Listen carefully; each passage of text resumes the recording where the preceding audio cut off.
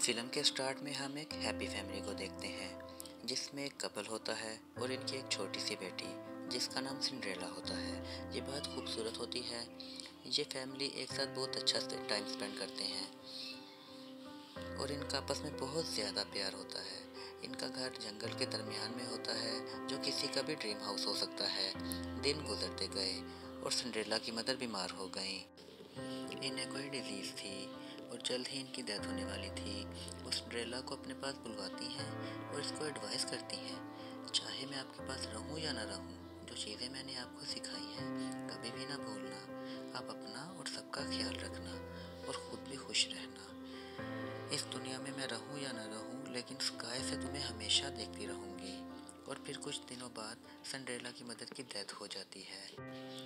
यह इन दोनों के लिए बहुत गम की बात थी। सिंड्रेला अपनी मदर के डेथ के बाद उदास रहने लगती है, मगर इसके पापा इसकी परवरिश बहुत लाडों से करते हैं। वक्त गुजरता गया और सिंड्रेला जवान हो गई और बहुत खूबसूरत भी। एक दिन सिंड्रेला के पापा एक लेडी को अपने घर ले आते हैं। इसके साथ इसकी दो बेटियां भी होती हैं जिनका बिहेव सिंड्रेला को पसंद नहीं आता, लेकिन अपने पापा की खुशी के लिए वो इन्हें एक्सेप्ट कर लेती है क्योंकि वो जानती थी इसके पापा ने इसका कितना ख्याल रखा है और इतना टाइम अकेले स्पेंड किया है। इसलिए वो अपने पापा की खुशी के लिए इनके साथ एडजस्ट होने की कोशिश करती है। एक दिन इसकी स्टेप मदर घर में एक पार्टी करती है जिसमें सभी ने बहुत खूबसूरत ड्रेसिंग की होती है, लेकिन सिंड्रेला को अपना ड्रेस बहुत सिंपल लगता है। सिंड्रेला पार्टी छोड़कर अपने फ्रेंड के पास चली जाती है जो कि एनिमल होते हैं। फिर कुछ दिनों बाद सिंड्रेला को पता चलता है कि इसके पापा शहर से बाहर जा रहे हैं और कुछ टाइम इन्हें उधर रोकना पड़ेगा। सिंड्रेला के पापा क्योंकि इसे बहुत चाहते थे तो वो जाने से पहले सिंड्रेला से मिलते हैं और बहुत प्यार करते हैं और इसे समझाते हैं और कहते हैं कि तुम अपना ख्याल रखना। ये सब सिंड्रेला की स्टेप मदर देख लेती है और बहुत अग्रेसिव होती है कि सिंड्रेला के फादर ने अपनी न्यू वाइफ से मिलने की बजाय सिंड्रेला को अपने पास बुलाया। ये दोनों की मोहब्बत देखकर बहुत जेलस होती है। अब वो इसका इंतज़ार करती है कि अब सिंड्रेला के पापा शहर से जाएं और इससे बदला लें। सिंड्रेला के पापा जैसे ही शहर से जाते हैं तो इसकी स्टेप मदर का बिहेव सिंड्रेला के साथ चेंज हो जाता है। वो इसके पापा के जाने के बाद इसको स्टोर रूम में शिफ्ट होने का कहती है और इसका रूम अपनी दोनों बेटियों को दे देती है। लेकिन फिर सिंड्रेला अपने फ्रेंड्स को भी ऊपर स्टोर रूम में बुलवा लेती है और इसे नीट करके वहाँ भी खुशी खुशी रहने लगती है। सिंड्रेला की स्टेप मदर जब इसे वहाँ भी खुश देखती है तो वो इसे फिर से तंग करने के लिए सारे घर के काम करवाती है। एक दिन अचानक न्यूज़ आती है कि इसके पापा की डेथ हो गई। सफ़र के दौरान बहुत सी ट्रबल फेस करने की वजह से इनकी कंडीशन ख़राब हो गई, जिसकी वजह से इनकी डेथ हो गई। ये न्यूज़ सुनते ही सिंड्रेला बहुत शॉक हो जाती है। इस न्यूज़ से इसकी स्टेप मदर पर कोई ख़ास फ़र्क नहीं पहुंचता और वो खुश होती है कि अब सारी जायदाद पर उसका और इसकी बेटियों का राज होगा और अब वो जो चाहे कर सकती है, क्योंकि इसने सिंड्रेला के पापा से शादी सिर्फ इनकी जायदाद के लिए की थी। वक्त गुजरने के साथ साथ इस लेडी के और इसकी बेटियों के जुल्म दिन ब दिन बढ़ने लगे। वो घर के तमाम मुलाजमिन को घर से निकाल देती है और सारे घर के काम इससे करवाती है। बर्तन धोना, कपड़े धोना और इतने बड़े घर की सफाई भी अकेले करती और आखिर में इसे पुराना बचा हुआ खाना खाने को मिलता। जैसे सर्दियाँ बढ़ने लगी, ऊपर स्टोर रूम में बहुत ज़्यादा सर्दी होती थी। सर्दी से बचने के लिए वो किचन में सोने लगती है क्योंकि किचन में आग जलती है। एक दिन सिंड्रेला अपने घोड़े पर सवार होकर जंगल में जाती है। अचानक से सिंड्रेला के कंट्रोल से बाहर हो जाता है और बहुत तेज तेज जंगल में भागने लगता है। इसी टाइम वहाँ प्रिंस आकर सिंड्रेला को बचाता है। इन दोनों की काफ़ी अच्छी फ्रेंडशिप हो जाती है। प्रिंस सिंड्रेला को पसंद आ जाता है, मगर सिंड्रेला इसे अपना नाम नहीं बताती और वहाँ से चली जाती है। प्रिंस अपने पैलेस आ जाता है और अपने पापा को मिलता है तो इससे को पता चलता है कि इसके पापा बहुत भी बीमार हैं। प्रिंस के फादर इसे शादी करने का हुक्म देते हैं और कहते हैं कि मैं आपकी ब्राइड देखना चाहता हूँ। वो अपने पापा से कहता है जैसे आप चाहें। तो किंग कहता है कि हम एक पार्टी रखेंगे और इसमें सब ही शहजादियों को बुलाएंगे। मगर प्रिंस कहता है आप कंट्री की सभी लेडीज़ को बुलवाइए, चाहे वो गरीब हो या अमीर, मैं इनमें से अपने लिए ब्राइड सेलेक्ट कर लूँगा। क्योंकि प्रिंस सिंड्रेला को लाइक करने लगा था और वो इसके बारे में कुछ नहीं जानता था। वो ये सब इसीलिए कर रहा था। फिर एक दिन पार्टी की डेट की अनाउंसमेंट होती है, जिसे सुनकर वो बहुत हैप्पी होती है कि वो भी इस इवेंट में जा सकती है।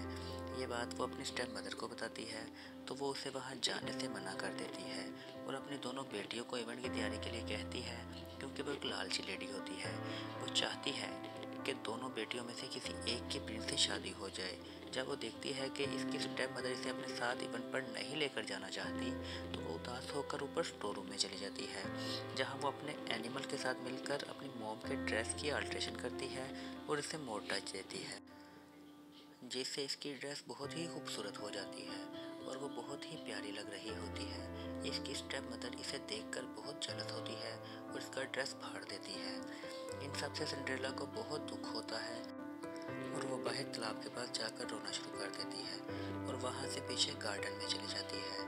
तो वहाँ इसे एक ओल्ड लेडी दिखाई देती है, जो को इसी वक्त फेरी में बदल जाती है, जो उसे कहती है कि मैं तुम्हारी गॉड मदर हूँ और मैं तुम्हारी हेल्प करूँगी।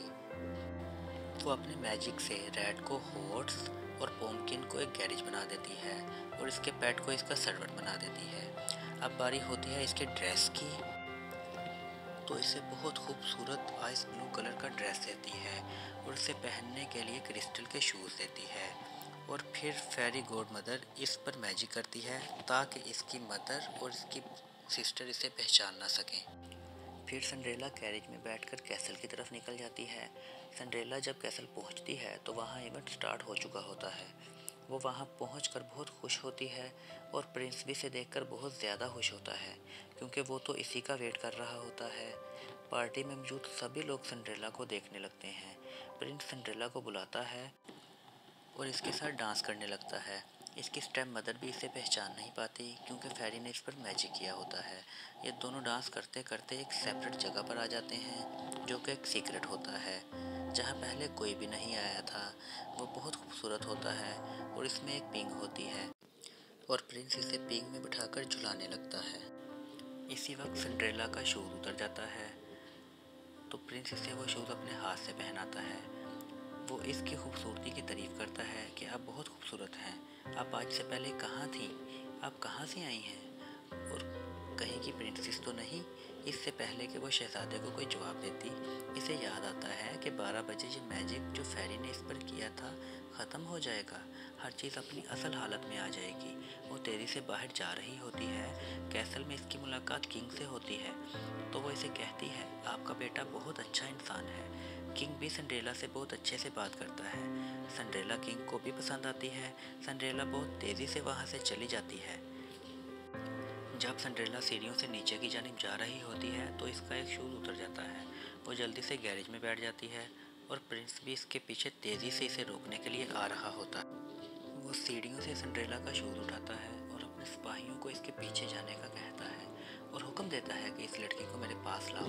अब सिंड्रेला के एनिमल्स, जो कि सर्वेंट होते हैं, वो अपने कैरेज को इतनी तेज़ी से भगाते हैं क्योंकि प्रिंस के सिपाही इनके पीछे लगे होते हैं। तो सिंड्रेला के सर्वेंट रास्ते में आने वाले दरवाजे को बंद कर देते हैं और आगे निकल जाते हैं और जंगल में पहुंचकर वो सब अपनी असली हालत में आ जाते हैं। लेकिन सिंड्रेला के पाँव में जो शूज़ होता है वो वैसे का वैसा रहता है और दूसरा पाँव प्रिंस के पास होता है और वो वहाँ से पैदल चलना शुरू कर देती है। तब इसे महसूस होता है कि इसकी स्टेप मदर और सिस्टर पीछे आ रही हैं, तो वह जल्दी से अपने घर चली जाती है और शूज़ को छुपा देती है और डायरी में वो सब कुछ लिखती है जो आज हुआ और बहुत खुश होती है। और दूसरी तरफ हम कैसल का सीन देखते हैं। किंग की डेथ होने वाली होती है। इनकी तबीयत बहुत ख़राब होती है। वो अपने बेटे को बुलाकर कहते हैं कि तुम इस लड़की को ढूंढो और चाहे तो इससे शादी कर लेना, वो लड़की मुझे बहुत अच्छी लगी। और ये कहते ही इनकी डेथ हो जाती है। अब प्रिंस ये अनाउंस करवाता है, वो लड़की जो इस दिन मेरे कैसल में आई, इसका एक शू मेरे पास है, तो जो इसका पैर दिख देगा या जो शू मेरे पास है वो इसे पूरा आ गया तो मैं इससे शादी कर लूँगा। इससे पहले कि सिंड्रेला वो शू लेकर वहाँ पहुँचती, इसकी स्टेप मदर वो पहले ही हासिल कर चुकी होती है और सिंड्रेला को शू दिए बगैर ही इसके कमरे में वापस आ जाती है और इसके कमरे को बंद कर देती है और नीचे आकर शू का टुकड़ा किंग के ख़ास आदमी को दे देती है कि ये जाकर प्रिंस को दे दो। इसने ऐसा इसलिए किया कि इसकी बेटियों की शादी प्रिंस से हो जाए या किसी और अच्छे आदमी से हो जाए। वो आदमी प्रिंस के पास आता है और कहता है, मुझे वो शू मिला है पर वो लड़की नहीं मिल रही। ऐसा कैसे हो सकता है? तुम शहर की सभी लड़कियों को इकट्ठा करो और बारी बारी ये शू सबको पहना कर देखो। जिसको ये शू पूरा आ गया इसे मेरे पास ले आना। मगर ये क्रिस्टल शूज़ तो किसी नाजुक से पाँव के लिए बना होता है। यह शू किसी गांव की किसी भी लड़की को पूरा नहीं आ रहा था। गांव की हर लड़की का पाँव चेक कर लिया जाता है। सिंड्रेला की स्टेप सिस्टर को भी ये शूज़ पूरा नहीं आता। सिंड्रेला स्टोर रूम में अकेली उदास बैठी होती है। इसके रूम की विंडोज़ एक बर्ड खोल देती है। वो इस वक्त सिंगिंग कर रही होती है।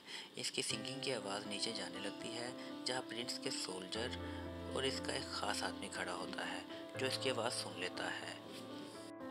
प्रिंस का कैप्टन कहता है, मुझे गाने की आवाज़ आ रही है, क्या इस घर में कोई और भी है? तो वो लेडी कहती है कि नहीं, इस घर में मैं और मेरी 2 बेटियां रहती हैं। तो तभी वहाँ से प्रिंस निकलता है जिसने सिपाहियों जैसा गेटअप किया होता है। वो इस लेडी से कहता है, बुलवाइए इस लड़की को। सिंड्रेला नीचे आती है। प्रिंस इसे देखकर बहुत खुश होता है और इसे शू अपने हाथ से पहनाता है और इसे कहता है, विल यू मैरी मी? और सिंड्रेला हाँ कह देती है और इन दोनों की शादी हो जाती है। वो प्रिंस के साथ अपने घर से निकल जाती है क्योंकि वो प्रिंस के साथ पैलेस जा रही होती है। जाते जाते वो अपनी स्टेप मदर और सिस्टर को कहती है, मैंने तुम्हें माफ़ किया। और हम ये भी जानते हैं कि सिंड्रेला प्रिंस के साथ बहुत खुश रहने वाली होती है। और इस तरह इस स्टोरी की हैप्पी एंडिंग हो जाती है।